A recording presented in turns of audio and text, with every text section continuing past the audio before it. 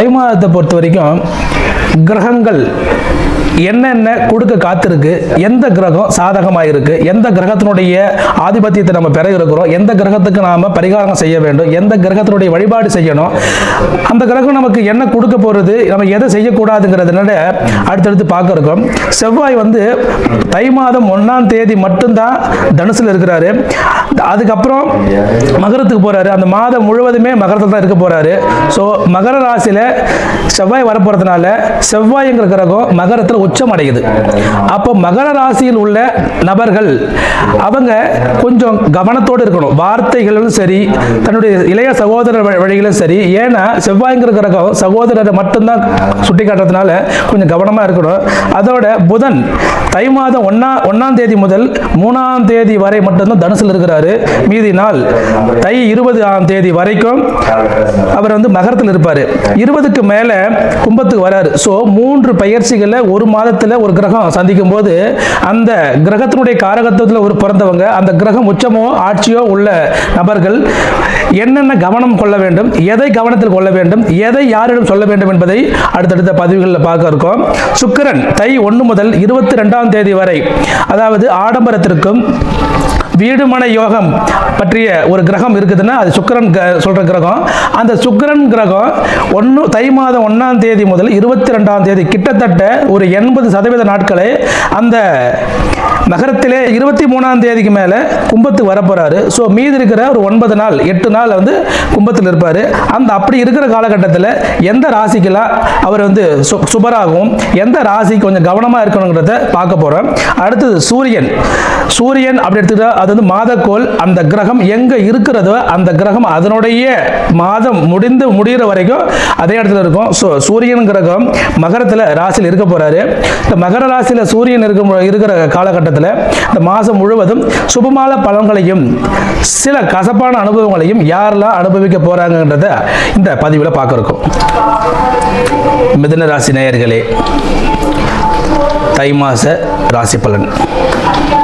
மிதுனம் காலபுருஷனுக்கு 3வது ராசி. இந்த மிதுனம் அப்படிங்கிற சொன்னாவே அறிவு, தெளிவு, புத்தி, இப்படியான கிரகம் தான் புதன். அந்த புதன் வலுத்த புதன் நல்ல நிலையில் உள்ள ராசி தான் அந்த மிதுனம்.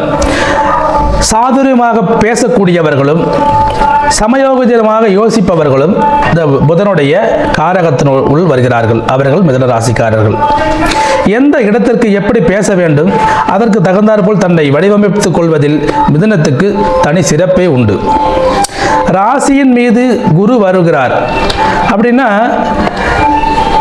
தன்னைத்தானே மிகவும் நேர்த்தியாக உருவாக்கி கொள்வதில் கவனம் கொள்ளக்கூடிய காலம் இந்த மிதுனத்தினுடைய காலம். இது எத்தனை நாளாக நம்ம சரியாக பராமரிக்க பண்ண முடியல, ஏதாவது முயற்சி செய்துகிட்டே இருக்கிறோம். அந்த முயற்சிகளை தொய்வு இருக்குது, அது என்னன்னு கண்டுபிடிக்க முடியல அப்படின்னா நீங்கள் கஷ்டப்பட்டுருந்தீங்கல்ல, அதுக்கான உரிய காலம் இப்போ வந்துடுச்சிங்க. இந்த தை மாதத்தில் நிச்சயமாக ஒரு மாற்றத்தை கொடுக்கறது. சரி, குரு தன்னுடைய 5ஆம் பார்வையாக சுக்கிரனை பார்க்குறாரு. சுக்கிரன் வீட்டை பார்க்குறாரு. அப்படி பார்க்கும்போது என்ன நடக்கும் அப்படின்னா 5ஆம் இடத்தை பார்க்கின்ற குரு புத்திர பாக்கியத்தை வலுப்படுத்துகிறார். குழந்தைகள் விஷயத்தில் மகிழ்ச்சியும் குழந்தைகளால் மன நிம்மதியும் ஏற்படுத்த காத்திருக்கிறாருங்க. அவருடைய குருவுடைய 7ஆம் பார்வை தனுசுல பார்க்கிறாரு. அதனுடைய 7ஆம் பார்வையாக குரு பார்க்கும் இடம் தனுசு. ஸோ இந்த ராசிக்கு 7ஆம் இடம் அப்படின்னும் போது மனைவி வழியில் வந்த கருத்து வேறுபாடுகள், மனைவியுடைய உறவுகள் இருந்த மனக்கசப்புகள் அத்தனையும் நீங்கி இந்த மாதத்திலிருந்து அதுக்கான புது அத்தியாயம் தொடங்கக்கூடிய மாதமா இந்த மாதம் இருக்கிறது. அதோட தன்னுடைய 9ஆம் பார்வையாக ராகுவை பார்க்கிறார். இந்த ராகு தான் ஏற்கனவே சொன்னார் போல அதிக பிரம்மாண்டமான எண்ணங்கள் கொண்டது ராகு. அது 9ஆம் இடத்தில் இருந்து 9ஆம் பார்வையாக பார்ப்பதனால் நீங்கள் பாக்கியம், அதிர்ஷ்டம் நம்மளுக்கு கிடைக்கும் அப்படின்னு யாரிடமாவது பொருளாதாரத்தை இழப்புக்கு சரியான தேர்வு செய்ய வேண்டும். பொருளாதார இழப்பு ஏற்படும் அப்படிங்கிறதுல எந்த மாற்று கருத்து இல்லை. ஸோ அதிக ஆசைகள் இந்த பணத்தை இவ்வளோ கொடுத்து இவ்வளோ கொடுக்கலாம், இவ்வளோ வரும் அவ்வளோ வரும்னு சொல்லி ஏதாவது சொன்னாங்கன்னா கொஞ்சம் கவனமாக இருக்க வேண்டிய காலம் இந்த தை மாதத்தில் இருக்குதுங்க. அதோட 5ஆம் அதிபதியான சுக்கிரன் 8இல் மறைகிறார். 5க்குரியவர் 8இல் சுக்கிரன் இருப்பது நீங்கள் பூர்வீகத்தில் இருந்த சில விஷயங்கள், சொத்து தகராறு, இதெல்லாம் கொஞ்சம் உங்களுக்கு கசப்பான அனுபவத்தை கொடுக்குங்க. ஏன்னா 5க்குரியவன் 8இல் மறையும் போது இந்த பூர்வீக பிரச்சனை கட்டாயம் இருக்கும். அதோட பிள்ளைகளால் சில மன கசப்புகளும் வந்து சேருங்க. 6க்குரிய செவ்வாய் 8இல் இருக்காரு. 6க்குரிய செவ்வாய் 8இல் இருக்கும்போது என்ன பண்ணுவார்னா கடன்கள், அதனால சில அவமானங்களும் ஏற்பட காத்திருக்குங்க. கடன் வாங்கியிருந்தீங்கன்னா அதை எவ்வளோ சீக்கிரமாக ஹேண்டில் பண்ண முடியுமோ அது முடியுங்க. இல்லைன்னா கொஞ்சம் சிரமத்தை கண்டிப்பாக இந்த காலகட்டத்தில் ஏற்படும்.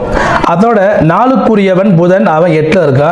இதுவும் கொஞ்சம் சிக்கலான ஒரு விஷயமா இருக்குது. 4க்குரிய புதன் 8இல் இருக்கும்போது உங்களுக்கு வீடு மனை விஷயத்தில் சரி, வாகனங்கள் சரி, செலவுகள் இருக்க செய்யும்.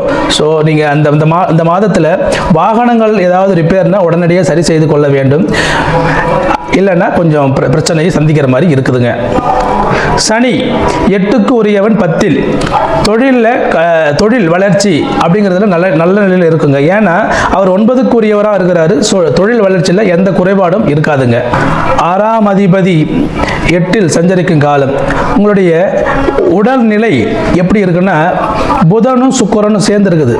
அப்போ முதுகு தண்டுவட பிரச்சனையும் உங்களுக்கு கட்டாயமாக இந்த காலகட்டத்தில் இருக்கும். ஸோ கொஞ்சம் கவனமாக இருங்க. புதிய தொழில் தொடங்குறவங்களுக்கு இந்த காலகட்டம் 10இல் சனி இருக்கிறது. நீங்கள் நிச்சயமாக புதிய தொழில் தொடங்கக்கூடிய எண்ணம் இருந்து கொண்டே இருக்கும். உங்களுடைய ஜனகால ஜாதகத்தை கருத்தில் கொண்டு அதில் உங்களுக்கு போதுமான கால அவகாசம் இருக்கிறது என்றால் நீங்கள் நிச்சயமாக புதிய தொழில் தொடங்கலாம். அதோட 7ஆம் அதிபதியான குரு லக்னத்துக்கு வருகிறார். நீண்ட நாட்களாக இருந்த திருமண தடை இப்பொழுது நிச்சயமாக விலகும். இந்த 7ஆம் அதிபதி என்ற இடம் கலத்திர ஸ்தானம். கலத்திரம் உங்களுக்கு ஆண் பெண்ணையோ, பெண் ஆணையோ அறிமுகப்படுத்துகின்ற காலம் இந்த காலம். அது நிச்சயமாக இந்த காலத்தில் நீங்கள் முயற்சி செய்யும் பொழுது உங்களுக்கான வரன் நிச்சயமாக அமையும். அதில் என்ற மாற்று கருத்தும் இல்லை. 5க்குரிய சுக்கிரன் 12க்குரிய சுக்கிரன் 8இல் மறைகிறார். இதனால் என்ன நடக்க போகிறது என்றால் 12ஆம் இடம் விரயம், 5க்கு என்றால் பூர்வ புண்ணியம், குழந்தைகள். இந்த காலகட்டத்தில் குழந்தைகளால் விரயம் ஏற்பட இருக்குங்க. பூர்வீக சொத்து ஒரு இழப்பு உங்களுக்கு கட்டாயமாக ஏற்படும்.